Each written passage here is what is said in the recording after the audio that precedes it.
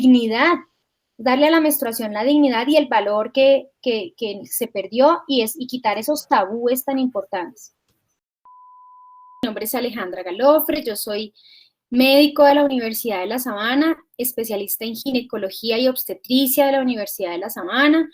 Tengo un diplomado en ginecología endocrinológica en Unisanitas y en lactancia materna con énfasis en consejería. Yo trabajo para la EPS Sanitas, también trabajo en clínica Marley, tanto en sala de maternidad como en consulta externa.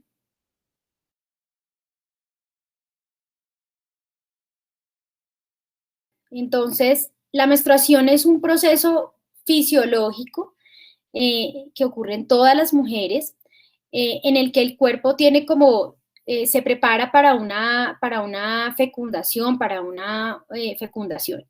Entonces, tiene dos partes. Hay un proceso fisiológico que ocurre en el útero y hay un proceso fisiológico que ocurre en el ovario. Eso es el ciclo menstrual.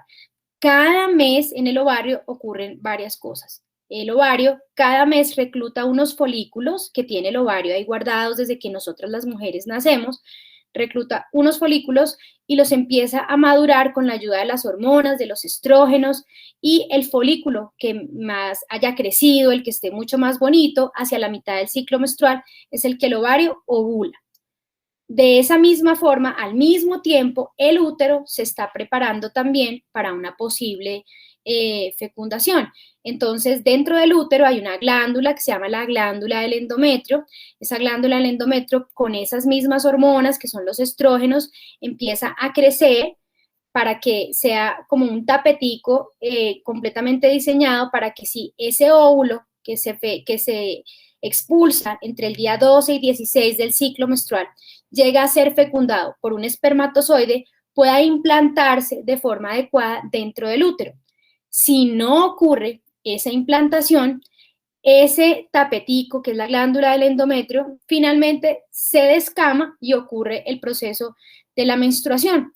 Ese ciclo se repite cada 28 días. En general, un ciclo menstrual puede durar entre 25 y 35 días, pero pues digamos, para ponerlo como en un término más cercano, más corto, sería 28 a 30 días, en el que el ovario recluta folículos para ovular y en que el útero se prepara para una posible fecundación. Ese es el ciclo menstrual.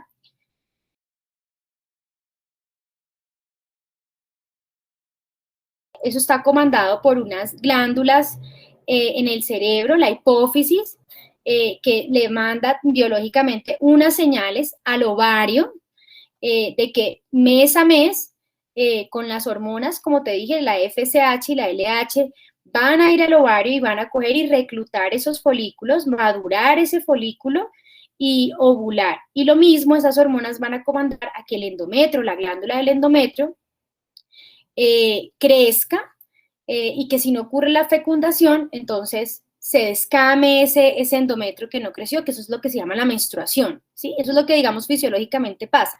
La menstruación es ese endometrio que creció y que como no se implantó nada, pues se descama mes a mes.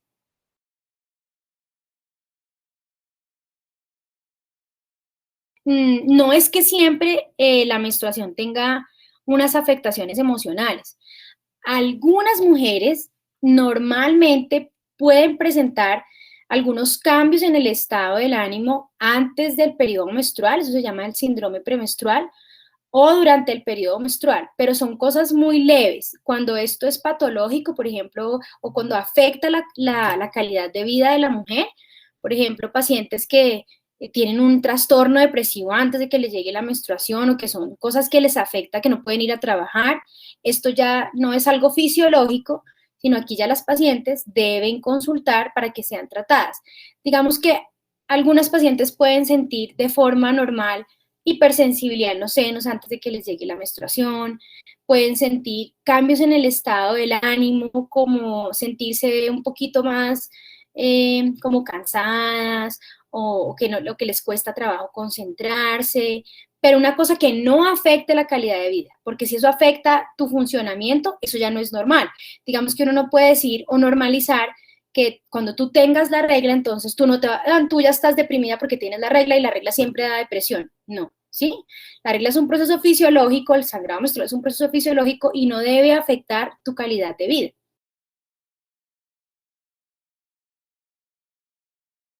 Pobreza menstrual, que es un tema que gracias a Dios hoy empieza a estar como en boca de todo el mundo y que la gente le empieza a parar bolas, porque pobreza menstrual es que las mujeres o los cuerpos menstruantes, como lo estás diciendo, no tienen accesos a los productos sanitarios para manejar su menstruación, bien sea una toalla higiénica, un Tampax. Pobreza menstrual también es que las pacientes no tienen educación sobre la menstruación, ¿sí me entiendes? No tienen, nadie les avisa ni les dice nada. Y pobreza menstrual también es que la paciente no tenga acceso a sitios con infraestructura para que su cuerpo menstruante pueda, por ejemplo, lavarse las manos, hacer una higiene de sus genitales, ¿sí me entiendes? Todo eso se llama pobreza menstrual. Y pues hoy en día es una problemática, es un problema de salud pública, esas mujeres y además con los índices de pobreza que se están aumentando. La causa de eso es la desigualdad tan grande social y económica, no solo en Colombia, sino en la región.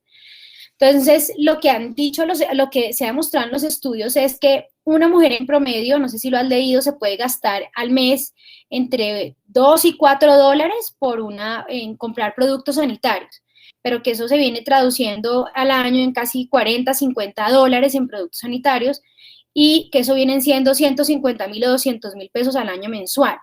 Con los índices de pobreza que tenemos actuales en el país y en la región, pues muchas pacientes no pueden escoger entre comer o comprar productos sanitarios. Entonces, ¿qué hacen esas pacientes? Pues utilizan, por ejemplo, papel periódico, papel, trapos. Entonces, pues en el caso de los trapos y papel higiénico, pues digamos, no va a causar mucho problema en la paciente de causarle infecciones, pero las pacientes pueden tener, por ejemplo, escapes de sangre, pueden mancharse, que de ahí se va a derivar otras cosas que vamos a hablar, me imagino, más adelante. El papel periódico, sí, terrible, les puede ocasionar irritación, quemarlas, ¿sí me entiendes? O sea, el hecho de que uno no se imagina la población que de verdad no tiene para comprar una toalla higiénica, no solo en Colombia, sino en el mundo, cómo hace para manejar su menstruación. Y incluso, pues no tienen nada que utilizar, sino puros trapos y lavar los trapos.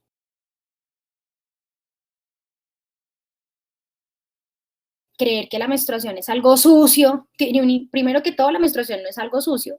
La menstruación simplemente es endometrio, esa glándula del endometrio que está dentro del útero, que es como no hubo una implantación, pues se descama. Es sangre limpia, es un proceso fisiológico normal.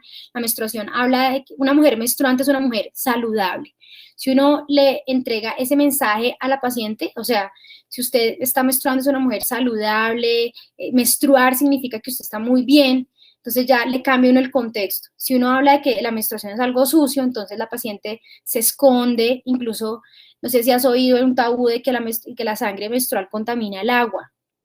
Entonces hay culturas en las que le dicen que donde usted vaya a dejar su sangre menstrual, eso contamina el agua, entonces tiene que mirar a dónde, qué río por allá escondido va a tener que lavarse, porque todo lo que toque la sangre menstrual está contaminado y que eso son toxinas y cosas que tiene que sacar el cuerpo porque son malas. Pues no son toxinas, es sangre, pero es un proceso fisiológico. La menstruación es parte del proceso reproductivo, obvio.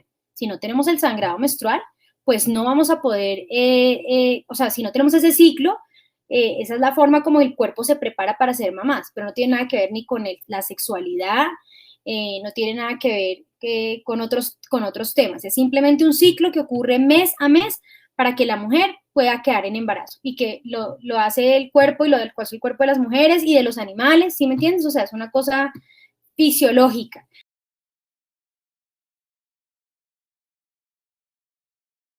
Entonces, y no solo educar a las niñas, a los papás en las escuelas, porque hay papás que tampoco saben hablar del tema de la menstruación con las hijas.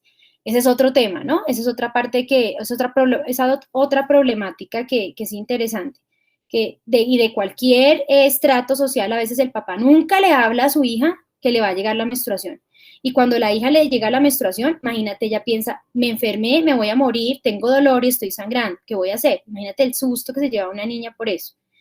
Entonces, y fuera de eso, sí, hay una educación tanto en las escuelas, los papás, a los hombres hay que educarlos sobre lo que significa la menstruación, porque si el hombre entiende que el sangrado menstrual en la mujer es lo que la hace a ella fértil, que significa salud, que significa bienestar, entonces ahí ya tenemos como una igualdad de género y ahí nos empoderamos nosotras y nos sentimos mujeres orgullosas de menstruar, que es lo que nos deberíamos sentir, ¿sí me entiendes? Porque la menstruación significa que somos cuerpos sanos.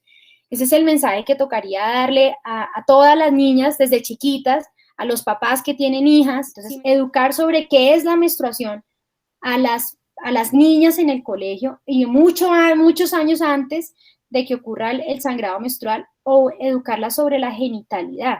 Eso nos enseñan los colegios sobre cuáles son cómo se llaman, cómo se nombran los genitales, dónde queda el clítoris, para qué es el clítoris, cosas de sexualidad, ¿sí me entiendes? Lo importante que son sus cuerpos, educar tanto a las niñas como a los niños o los niños o los hombres. Porque si el niño chiquito aprende y dice, ok, a mis compañeritas les va a pasar esto y esto es como buenísimo para ellas porque van a poder ser mamás, así es que llegué yo al mundo gracias a este proceso maravilloso que ocurre, entonces qué chévere lo que les va a pasar a ellas, y si a alguna amiguita mía le pasa, pues yo no me voy a burlar ni nada de eso. Entonces, bueno, a las niñas en el colegio, a los papás, la educación en el colegio, a la sociedad,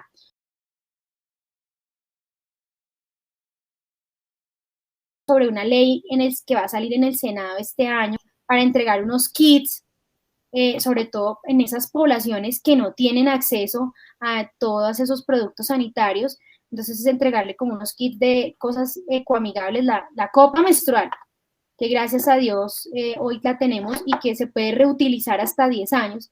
Si una niña aprende a manejar su copa menstrual, pues no va a necesitar utilizar 1000 toallas higiénicas, va a tener un elemento de higiene para sus ciclos menstruales. También se les ha propuesto que entregarles toallas higiénicas, elementos para lavar los calzones, bueno, todo lo que se necesita, ¿sí? Y que eso lo cubra el Estado y el gobierno y que se les garantice no solo la educación, sino que en los sitios, en las áreas rurales, por ejemplo, haya un sitio donde haya agua para que la niña pueda entrar al baño.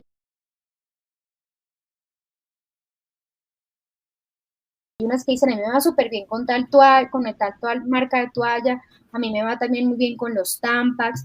Lo importante, por ejemplo, es retirarlos, cambiarlos, que no se les olviden. Nosotros los ginecólogos no prohibimos los Tampax, no decimos no los uses, pero que si los uses te los estés cambiando y que no te acuerdes al mes siguiente que te dejaste un Tampax, porque eso sí es frecuente. Digamos que si tú encuentras el método, sea cual sea, pues que lo sepas usar, que recibas esa asesoría también sobre cómo se usa, cómo se debe cambiar, y si te sientes cómoda con ese método, lo sigas usando.